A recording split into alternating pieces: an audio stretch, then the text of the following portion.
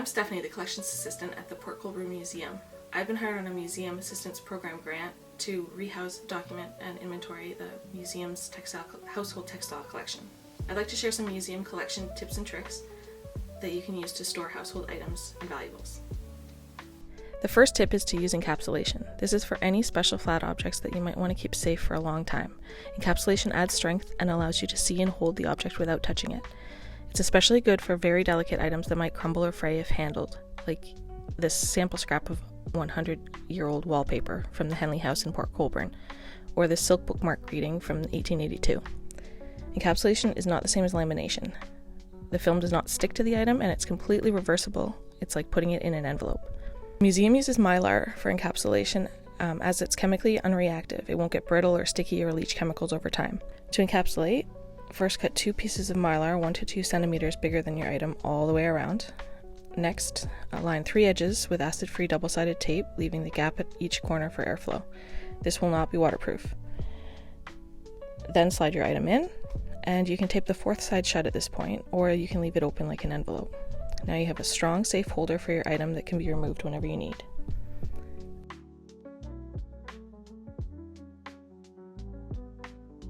Next is box storage tips. This is for big textiles like blankets, sheets, or large tablecloths that you want to put in storage for a long while, or maybe a wedding dress or baby clothes that you hope to pass down. For textiles, airflow and acid-free storage is important. Plastic totes are fine for a season, but if you want to store something for years, acid-free cardboard and tissue paper in a humidity-controlled room is best. At the museum, we keep humidity levels between 40 and 60%, but at home, you just want to make sure that long-term storage is in your house or a heated storage unit, not in your garage or a shed. When layering, try to put acid-free tissue paper between the layers.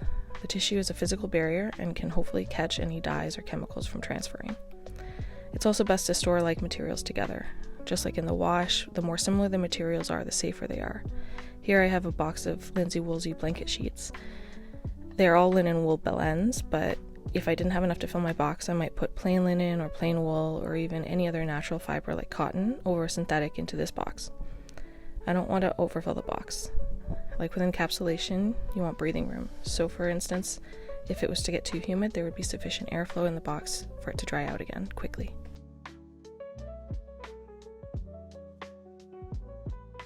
The next tip I have today is to use file folders for easy access.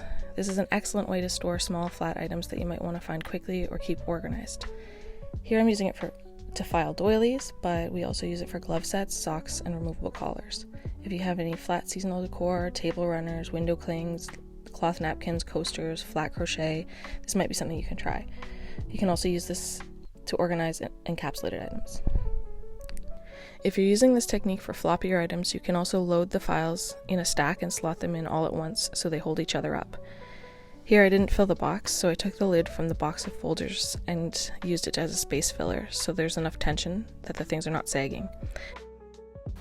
I hope you found that useful. Good luck with all your storage plans, and last tip, don't forget, label everything.